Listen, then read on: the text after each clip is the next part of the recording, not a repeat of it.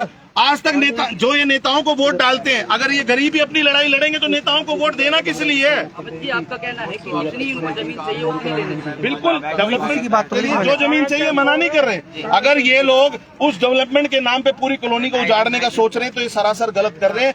अंत तो रावण का भी हुआ था और इन विधायक का भी अंत होगा, इन पार्षदों का भी अंत होगा, लेकिन समय हर चीज में लगता है। ये ध्यान रखना इस बात के लिए। एज ए बीजेपी नेता आपका अगला कदम क्या होगा? क्या आप लोग आगे किसी को अप्रोच करेंगे इसके लिए? मेरे को बीजेपी का नेता मत बोलो, मैं एक बीजेपी का कार्यकर्ता हूँ। नेता तो ये लोग हैं जो एसी में बैठते हैं। आपने देखा होगा 3 दिन से कोई नेता आया क्या यहाँ पे बीजेपी का? कोई नेता आया खड़ा हुआ? अरे प्रशासन कार्रवाई कर रहा है ना, सरकार थोड़ी कर रही है। सरकार तो हमेशा से प्रशासन से लड़ती आई है, क्योंकि प्रशासन ने, आपने देखा होगा पिछले कितने इस 1.5 सालों के अंदर कभी दुकानदारों को परेशान करने गए हैं, कभी दुकानदारों का सामान उठा लिया, कभी आगे के शेड बड़े हुए उनके छज्जों को तोड़ा जाता है, कभी कचौड़ी की रेडी तोड़ी जाती है। ये डेवलपमेंट थोड़ी होता है भाई। डेवलपमेंट तो वो होता है कि लोगों को विकास भी दो, काम भी दो, तो वो डेवलपमेंट माना जाता है। मिल्गानी जी, एक वीडियो भी वायरल हो रही है अदलखा जी की, यहीं पर ही खड़े होके कहे थे जी। भाई साहब मेरी बात सुनो, आपने वो औरत देखी है जो सुबह कुछ बोलती है शाम को कुछ बोलती है? हमारे विधायक जी वो है, सुबह कुछ झूठ बोलेंगे शाम को कुछ झूठ बोलेंगे। उनकी वीडियोस वायरल हो रही है। उन्होंने बोला भाई नेहरू कॉलोनी की एक ईंट भी नहीं हिलेगी, सिर्फ नशा तस्करों को तोड़ेंगे हम। आपने देखा होगा इन 1.5 सालों के अंदर नशा तस्कर नहीं टूटे थे। ये मस्जिद की आड़ में उनको भी तोड़ दिया गया। मस्जिद टूटी, चलो रोड पे आ रही है, मंदिर टूटा रोड पे आ रहा है, बिल्कुल अच्छा है। मकान आ रहे हैं रोड के ऊपर, जितना तुम्हें 20 फुट 30 फुट चाहिए लोग देने को राजी हैं। ये थोड़ी इसकी पूरी सजा आप लाखों लोगों को दोगे। 8,000 मकान का मतलब है एक मकान के अंदर 5 बंदे लगा लो। 8,000 इंटू 5, 40 से 50,000 लोग तो हमें उंगलियों पे ही दिख रहे हैं, और 5 तो नॉर्मल होता है इंसान के घर के अंदर। लेकिन अगर ये सरकार ही नहीं सुनेगी, मानता हूं 3 साल ही नहीं की है, यही राज करेंगे, लेकिन वक्त बदलेगा।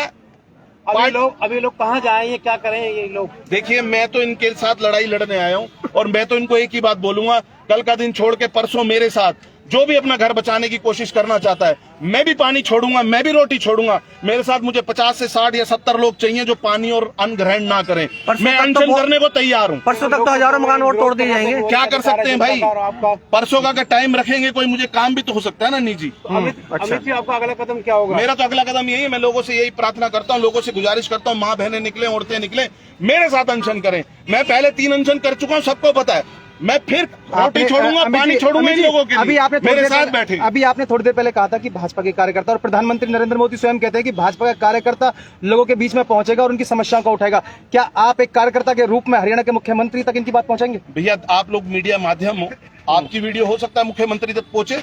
मैं तो साफ आप लोगों के आगे ही बोल रहा हूँ। रही प्रधानमंत्री जी की बात, अगर एक पेड़ का एक तना खराब हो जाता है तो पूरा पेड़ नहीं काटा जाता। दिनेश अदलखा हमारी बीजेपी के अंदर वो पेड़ का वो खराब तना है जो उसने लोगों को परेशान कर दिया, और पूरा का पूरा कलंक बीजेपी के ऊपर आ रहा है। बीजेपी भाई मेरी बात सुनो, अगर ये बात मुख्यमंत्री तक पहुंचेगी तो दिनेश अदलखा की क्या वैल्यू है? एक विधायक ही तो है। हम अनशन करेंगे, हम बैठेंगे, हम रोटी पानी त्यागेंगे, और हम किसी को परेशान नहीं करेंगे, हम कोई रास्ता जाम नहीं करेंगे। हम एक कॉर्नर पे अपना अनशन शुरू करेंगे, वो चाहे हम कल शुरू करें चाहे परसों शुरू करें। अमित जी, बिल्कुल आवाज पहुंचेगी। अमित जी, बात करें इससे पहले जो है रेलवे के पास जो बाटा जो रेलवे लाइन है उसके पास जो गेट उनको 25-25 हजार रुपए विपुल गोयल जी ने दिया था उस समय, मुझे याद है।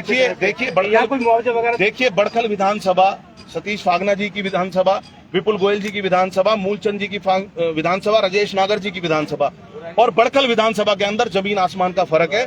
जो और विधानसभाओं के अंदर विधायक है उनके पास दिल है, हमारे इस विधायक के पास दिल ही नहीं है, लोगों के लिए कोई सिंपैथी ही नहीं है।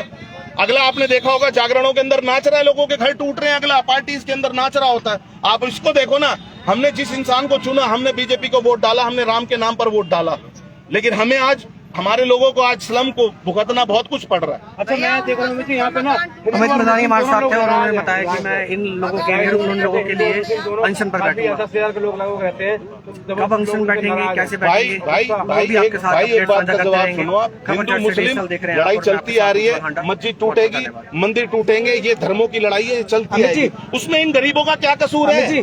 उनमें इस गरीबों को धर्म में क्यों घुसा रहे हो? ये सुबह जाते हैं 500 दिहाड़ी कमाते हैं। अमित जी, एक सवाल बड़ा, बेटी पढ़ाओ बेटी बचाओ की बात की जाती है, आज यहाँ पर हजारों बेटियां हैं जो स्कूलों में जाती है, अब पढ़ाई का क्या होगा? भाई देखो, जिसका घर ही नहीं रहेगा वो बेचारे क्या पढ़ाई करेंगे?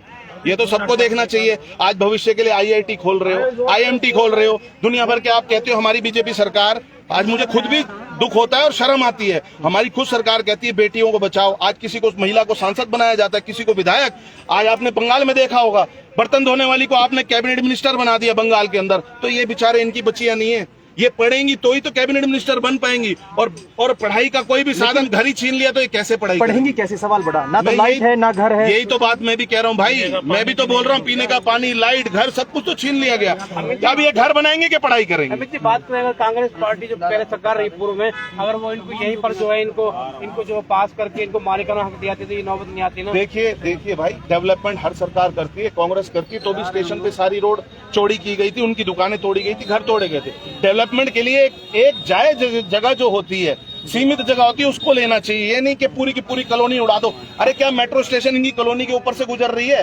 सैनिक कॉलोनी का रास्ता है, यहाँ से मेट्रो के पिलर जाने हैं।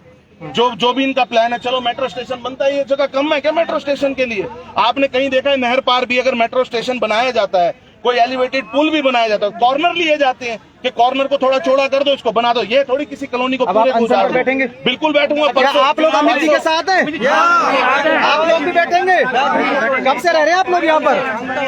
जी, 50 साल से रह रहे हैं। कोई बार निकल गया लोगों को 15,000 रुपए एडमिशन में लगाए चाहे कांग्रेस हो चाहे बीजेपी हो, इन गरीबों के साथ खड़ा रहना चाहिए। जिसकी सरकार है उसको भी और जिसकी सरकार नहीं है उसको भी। आज हमारी बीजेपी की सरकार है, लेकिन आपने देखा होगा पार्षद जब वोट मांगने आते थे इनके यहाँ झोलियां फैला के कि बीजेपी को वोट दो, दौड़ लगाते थे नेता, लगाते थे ना। आज कोई पार्षद इनके दुख के साथ खड़ा है, चलो इनके घर टूटे, पानी ले दो इनको, खाना ला दो इनको, इनकी कहीं कुछ हेल्प कर दो, तो अगले कहीं भी कि कोई बीजेपी का हमारा पार्षद आया है। ये तो आप खुद देख रहे हो, बेशर्मी की हद है। लोगों के घर भी छीन रहे हो, लोगों को बेघर भी कर रहे हो, पड़ रही है, पानी भी काट रहे हो, लाइट भी काट रहे हो। ये अच्छा नहीं है। तो इस तरीके से जो अभी आगे की कार्रवाई है, सरकारों के साथ में अनशन पर कहाँ बैठेंगे अमित जी? मैंने आपको बोला, पूर्व में भी सरकारों ने काम किए, डेवलपमेंट किया, स्टेशन की रोड पूरी चौड़ी की गई, दुकानें भी तोड़ी, घर भी तोड़े, लेकिन डेवलपमेंट के लिए ये सीधा रूल है, सरकार को जब जगह चाहिए वो लेंगे। लेकिन अमित मिगलानी अनशन पर कहाँ बैठेंगे? सीमित जगह, ये नहीं पूरी कॉलोनी को उड़ा दिया जाए। अमित मिगलानी अनशन पर कहाँ बैठेंगे? बिल्कुल कहीं भी एक सुटेबल जगह देखेंगे जहाँ पर जनता को भी परेशानी ना हो, आने जाने वालों को भी परेशानी ना हो। एक अपना टेंट लगा के हम किसी भी किनारे में पीसफुल अपना अनशन करेंगे, ना पानी ना रोटी। हम बिल्कुल इनके साथ खड़ा हूं। परसों सुबह कितने बजे आप अनशन पर बैठेंगे? भाई परसों भी हो सकता है, कल भी हो सकता है। कल या परसों? कल या परसों कभी भी मैं बैठ सकता हूँ। आप और लोग जो साथ मेरे हैं? साथ खुश जो माताएं बहनें कोई भाई मेरे साथ बैठना चाहता होगा तो बिल्कुल बैठेंगे, नहीं तो मैं अकेला बैठूंगा। आप लोग साथ हैं अमित मिगलानी के? आप लोग साथ हैं? तो ये भाजपा के नेता जो है, खासकर कहें कि अमित मिगलानी जी, जो लोगों से इनके दुख जानने के लिए इन लोगों के बीच में पहुंचे हैं, बता रहे हैं कि ये सरासर बीजेपी पार्टी के ही जो एक नेता विधायक को किस तरीके से इन्होंने अपने इन तमाम लोगों के साथ में खरी खोटी सुना रहे हैं। उनका यही कहना है कि आखिर में अगर इनको करना ही था कुछ विकास कार्य के लिए, तो आगे जो चौक का एरिया है वहीं कुछ एरिया को लेके अपना काम चला लेते। ये पूरी कॉलोनी को खाली करा देना, ये कहाँ तक सही है, कहाँ तक उचित? और ऐसे टाइम में इस गर्मी में ये लोग परेशान हैं, तड़प रहे हैं, भूखे प्यासे हैं, कुछ भी नहीं है इन लोगों के खाने पीने के लिए, कहाँ जाएंगे? तो इस वीडियो को ज़्यादा से ज़्यादा शेयर करें, कमेंट करके अपनी प्रतिक्रिया जरूर दें।